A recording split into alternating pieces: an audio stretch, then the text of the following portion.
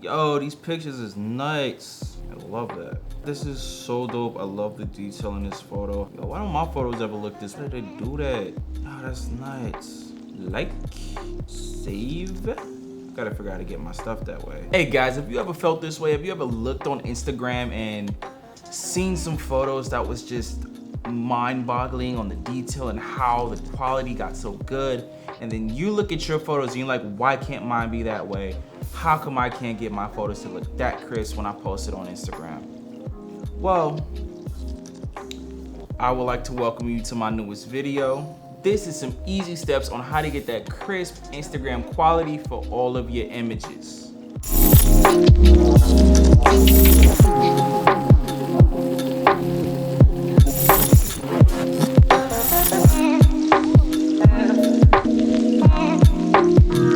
You're probably saying, my photos look amazing on the computer. Why can't I get them to work like that on Facebook and Instagram? I struggled with this for so long. One simple word: compression. When your photo is this big, and platforms need them this big, it kills so much of your detail, it kills so much of your color, and it just, if you have that discerning eye for detail, it looks absolutely horrible. So the best way to fight that is, once you have your photos done, to take a few extra steps and kind of convert them to fit Facebook, Instagram, or whatever social media you use.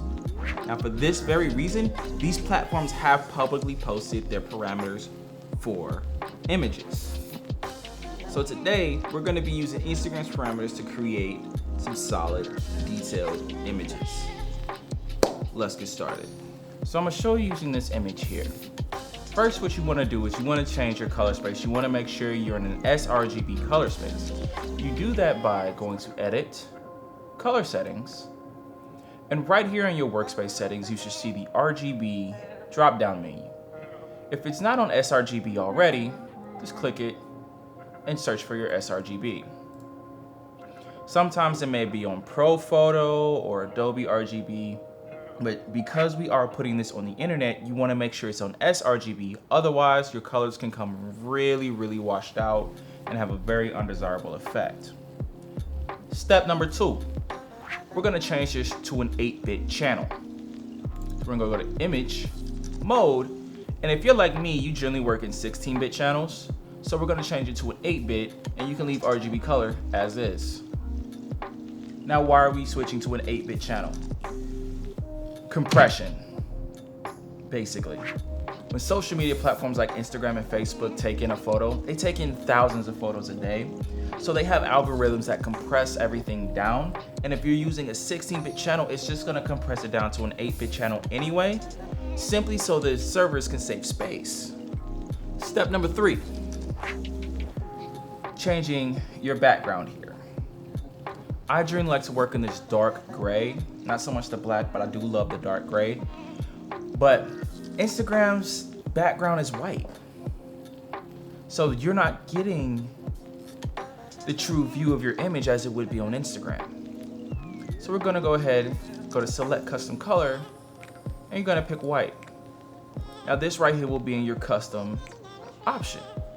Because if you go to black, your colors pop, it's more vibrant. But white is more of a true view of how it's gonna look on Instagram. Now step 4, we have to adjust our curves. Now most of my curve adjustments are done in my original post, but I can do a little bit more here. Just move a little bit in this way, a little bit in this way, just a hair. Not too much. I don't want my darks to be too dark. But you can see how it brought my whites up. Put a little bit more whites in there. Yeah, that works good.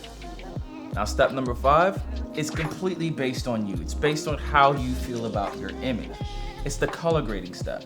Most of my color grading is done before I get to this part, but generally what I would do I will go to my color balance and play with my color balance a little bit, whether you want to give it a little bit more red, more green, however you want to do it.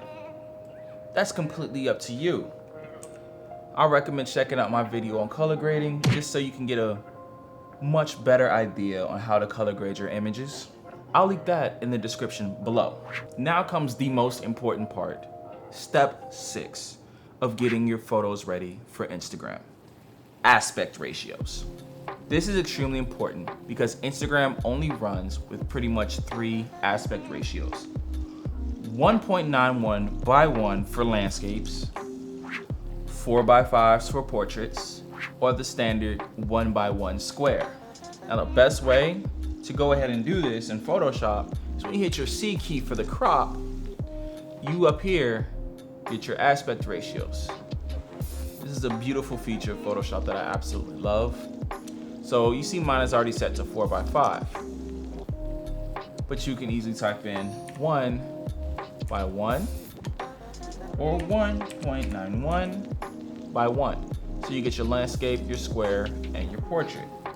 But let's go back to 4 by 5.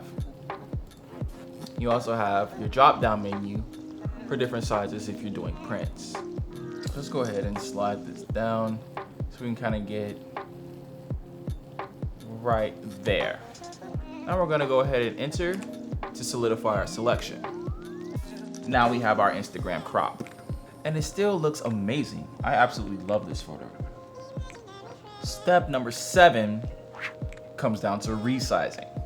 Yeah, we did our aspect ratios, we did our cropping, but now we have to actually resize the image to the longest edge to minimize the amount of compression on Instagram.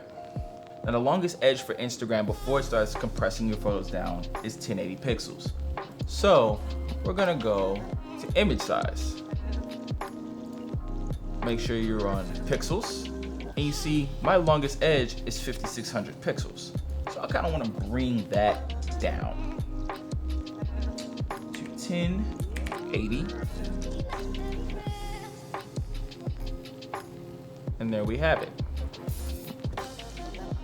Our image is now perfectly sized and cropped for Instagram.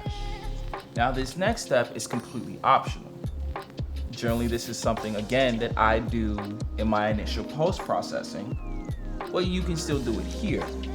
It's sharpening. As you can see, my image, my edges are fairly sharp.